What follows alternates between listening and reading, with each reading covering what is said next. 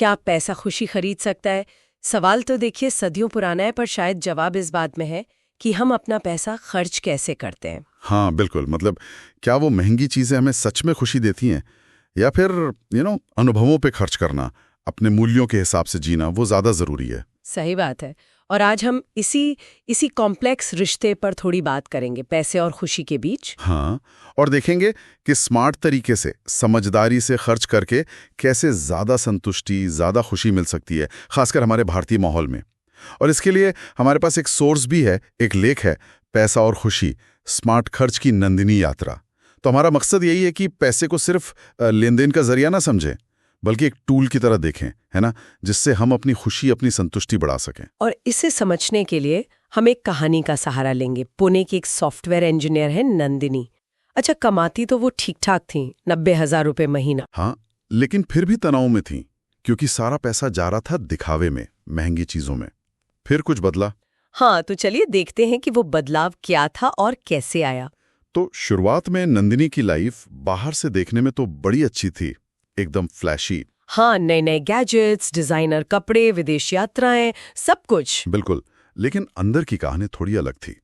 महीने के आखिर में अकाउंट खाली, क्रेडिट कार्ड के बिल सिर पर, और वो एक सामाजिक दबाव भी होता है ना। अरे हाँ, वो तो है। ये स्थिति तो शायद बहुत से लोगों को जानी पहचानी लगेगी। बिल्कुल आम है ये।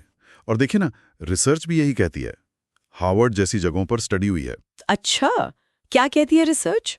यही कि एक बेसिक इनकम लेवल के बाद, मतलब भारत में मान लीजिए शायद 50 से 80 हजार महीना, इसके ऊपर अगर आप कमा रहे हैं तो जरूरी नहीं कि ज्यादा पैसा मतलब ज्यादा खुशी। हाँ, ये सुना है मैंने। असली फर्क इस बात से पड़ता है कि वो पैसा आप खर्च कैसे कर रहे हैं।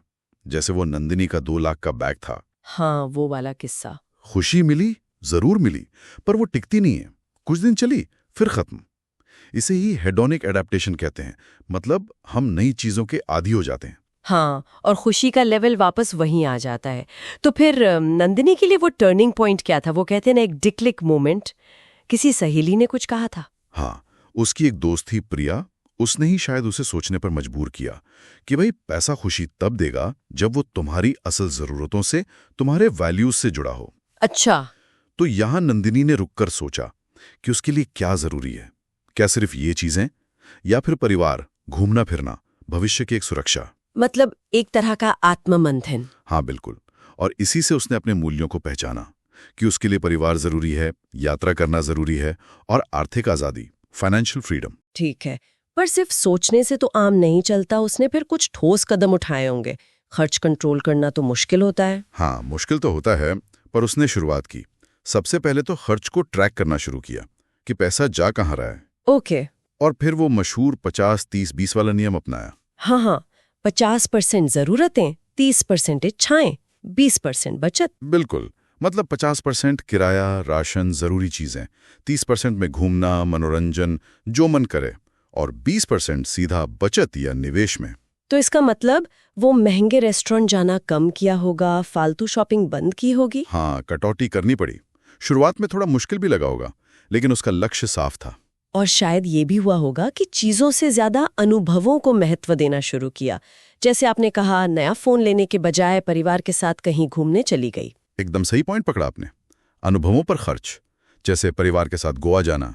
और इसके पीछे ना एक साइकोलॉजी भी है। अच्छा, क्या? अनुभवों से जो खुशी मिलती है वो ज्यादा टिकती है। हम उन्हें याद करते हैं तो दोबारा खुशी मिलती है, उनकी प्लानिंग में मजा आता है, और अक्सर वो हमें लोगों से जोड़ते हैं।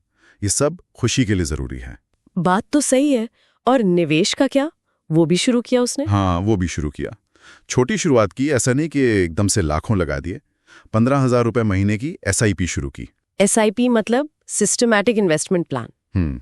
हर महीने थोड़ा थोड़ा म्यूचुअल फंड में। जी हाँ। और साथ में सॉवरन गोल्ड बॉन्ड्स भी लिए, मतलब थोड़ा सोने में भी निवेश।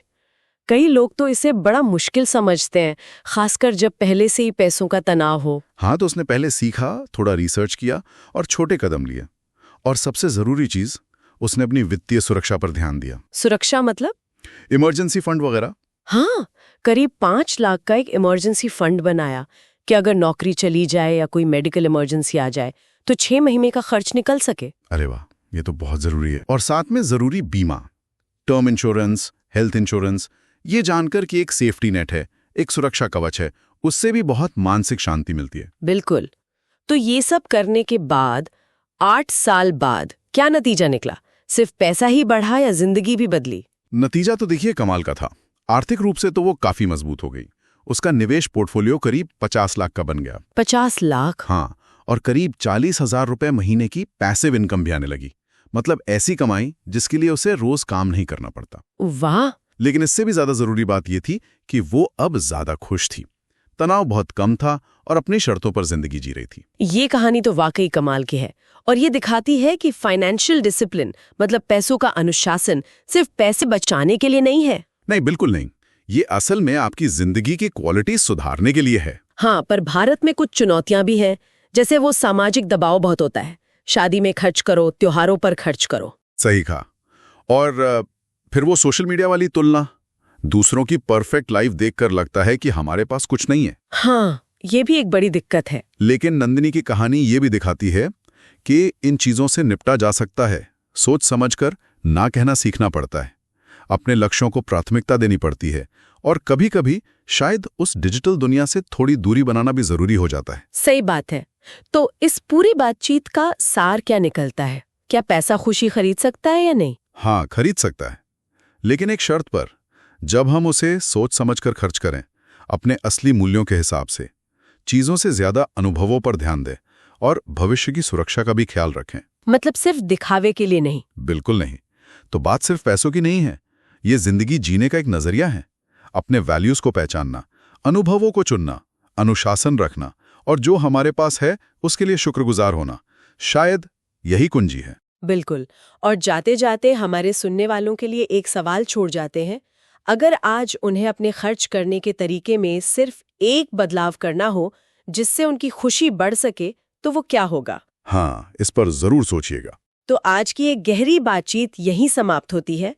उम्मीद है नंदिनी की कहानी और ये स्मार्ट खर्च वाली बातें सुनकर आपको अपने पैसे और खुशी के बारे में सोचने के लिए कुछ नए पॉइंट्स मिले होंगे। अगर आपको ये जानकारी काम की लगी और आप हमारे काम को सपोर्ट करना चाहते हैं, तो डिस्क्रिप्शन में एक UPI लिंक दिया गया है। आप उसके जरिए अपना सहयोग दे सकते हैं। हाँ, आपका छोटा सा योगदान भी हमें ऐसी और चर्चाएं आप तक लाने में मदद करता है। अगली बार फिर मिलेंगे एक नए विषय के साथ। तब तक के लिए नमस्कार। नमस्कार।